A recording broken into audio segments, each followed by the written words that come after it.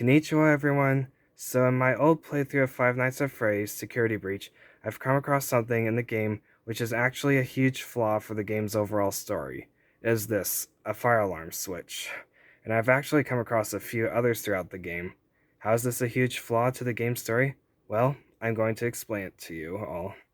So you see, Gregory's entire goal in the game is to get out of the Mega Pizzaplex, right? Well, if he pulls the fire alarm right there, it will cause the fire alarm to go off throughout the building, and it will alert the firemen to race to the Mega Pizzaplex and force their way through the front entrance, which is just nearby. Here, I'll show you all.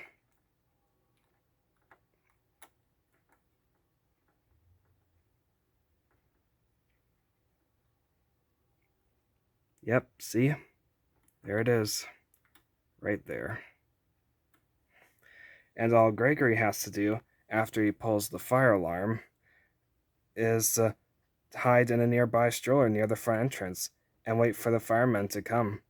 Once they've arrived, he can reveal himself to them and they'll rescue him and take him away from the Mega Pizzaplex. There. Bam.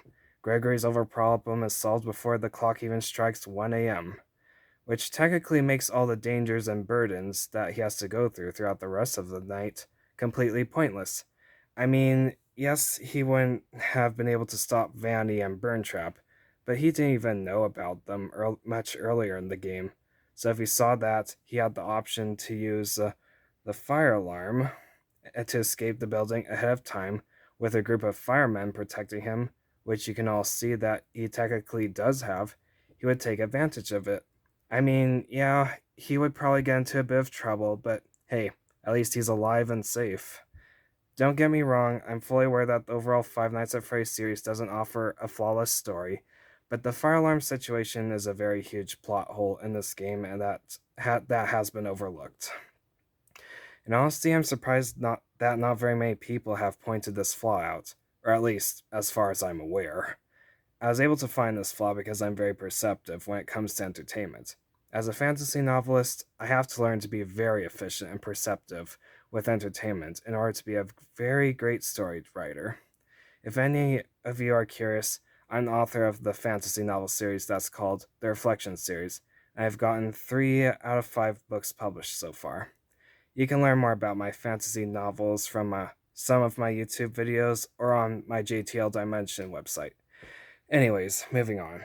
Now, Scott Cawthon, if you're watching this, I should let you know that if you're going to have people animate fire alarms into your video game that has an overall goal to do with escaping the building, they need to help provide a reason as to why they're unusable.